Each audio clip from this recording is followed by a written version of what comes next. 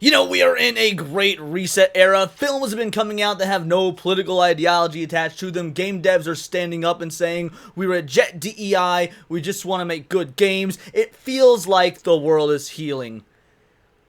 And then you got Wizards of the Coast, my least favorite company of all time, and probably the worst company in all of nerd culture, who are going to continue to double, triple, and quadruple down on all this nonsense.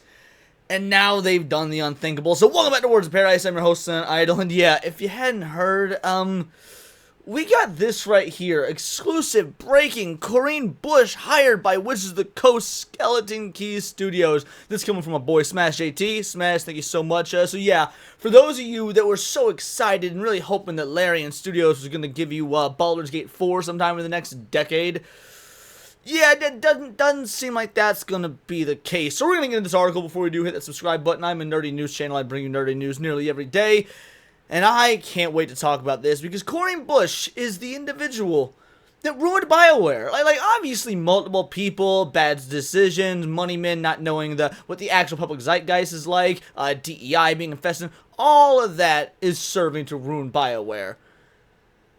But this dude right here, this absolute troon, is was the director of Dragon Age Chess Scars. Like that's what it boils down to. If there's anyone to put the blame on, and now they're not even with BioWare anymore. They made a game, at least headed up development of a game that didn't even meet 50% of expected sales, then bounced to go work for Witches of the Woke.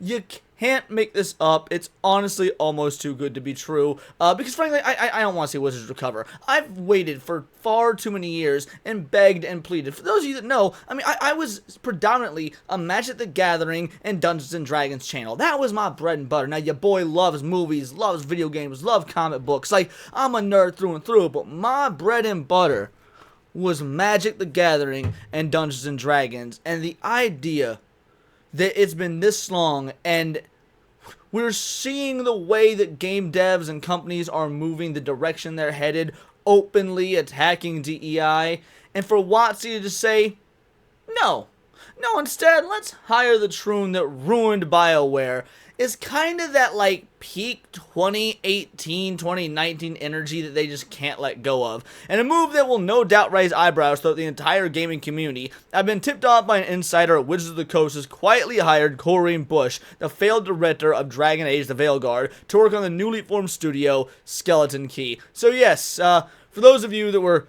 looking forward to any sort of Dungeons and Dragons or Magic the Gathering video games, just note that, well, there's going to be a lot of tranny characters in those games going forward. Like, I don't know if they're going to, revive Gideon and make him trans, or maybe they'll take Dritz and make him trans, but Corinne can only write trans characters because Corinne needs to see himself in pretty much everything that he creates. So, according to an anonymous source inside Wizards of the Coast, Bush's hiring wasn't announced publicly, but my exclusive source said specifically, just heard a rumor that Corinne Bush was hired on at Skeleton Key. Sure enough, I checked my team's org chart, and he's there. Now, obviously, I've said this before, anytime someone says, I have a source, this, that, and the other, take it with a grain of salt. Now, Smash my homie, Smash my boy, he's my friend. I trust him. I believe he does have a source. I don't see any reason why he would lie. That being said, it is worth acknowledging that right now this is coming from an anonymous source. And I love the idea that this anonymous source calls Corinne a he. But folks like you,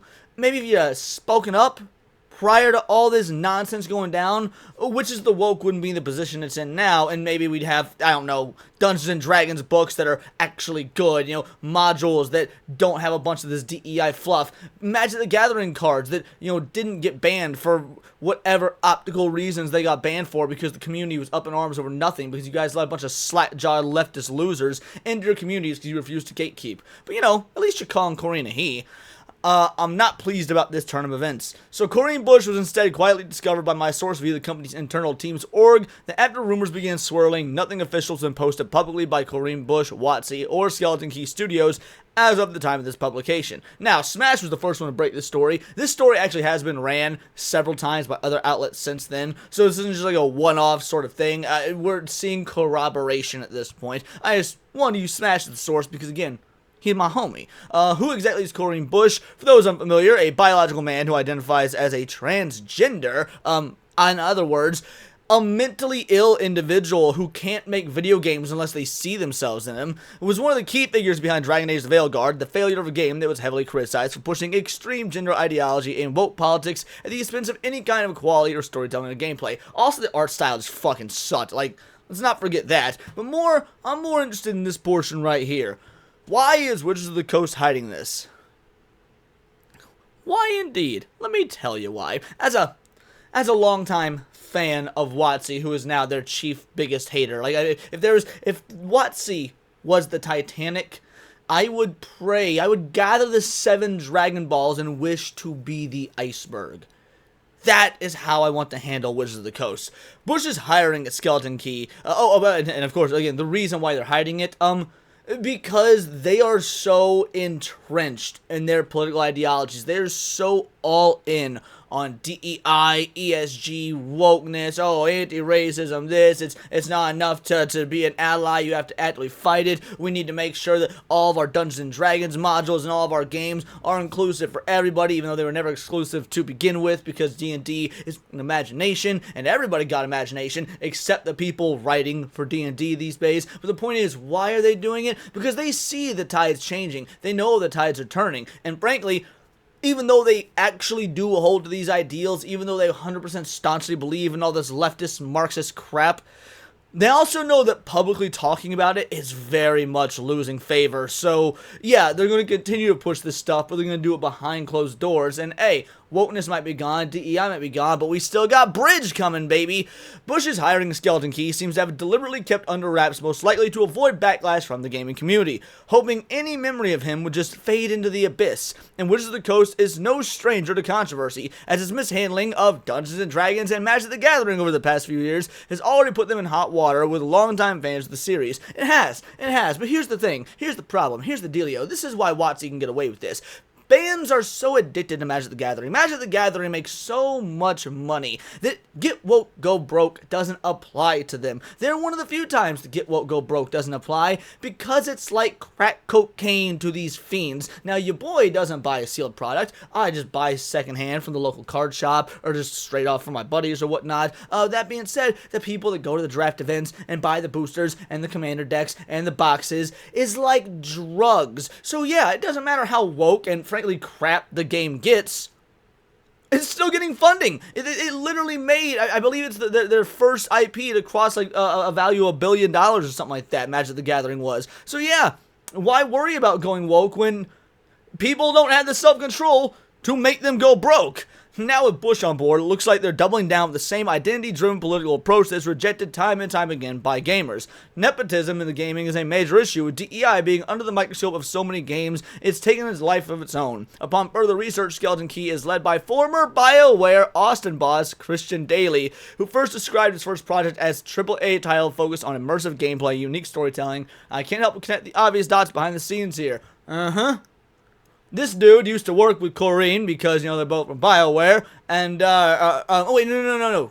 Yeah, both from BioWare, and so Corrine jumped ship and is like, hey, can you get me hired? Yeah, absolutely, I know you, I work with you.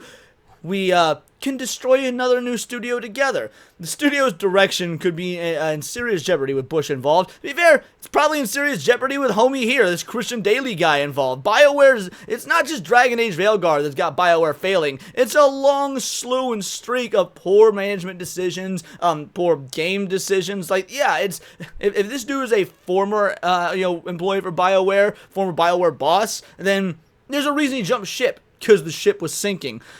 Studio direction could be in serious jeopardy with Bush involved, considering his track record for prioritizing activism over quality game design. Hiring this dude was a massive risk, and based on the past performance, gotta make me wonder, why would a studio in the modern state of gaming continue going down this path? Any company that hires Bush is taking a massive risk, not just in terms of potential financial losses, but in terms of reputational damage. But see, they're not.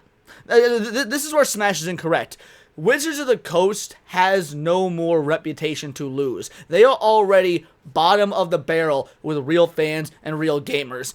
the people that are going to suck up to them and buy their products and be in all their fancy ass videos on the internets and whatnot, those are all their shills. Like, you only have a reputation among your shills, among the people you pay to glaze you. What sort of reputation is that? Gamers don't care about WotC.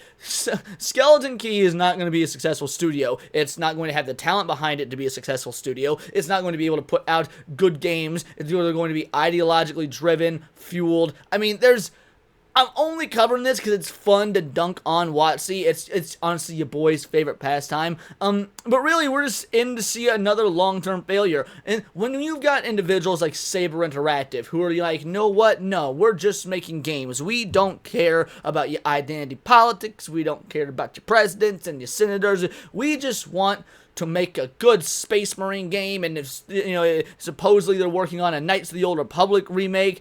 If they truly stick to just making games for gamers and leaving that ideology at the door, that's what we want. Skeleton Key ain't gonna be able to do that. So yeah, give it 2, 3, 4 years, however long it'll take for them to get this dog-ass game off the ground that, let's be real, will probably be a Dungeons & Dragons and Magic the Gathering game, because those are the only IPs that WotC is actually known for. Yeah, it's going to be as if 2022 never left when we get this in, what, 2027, 2028.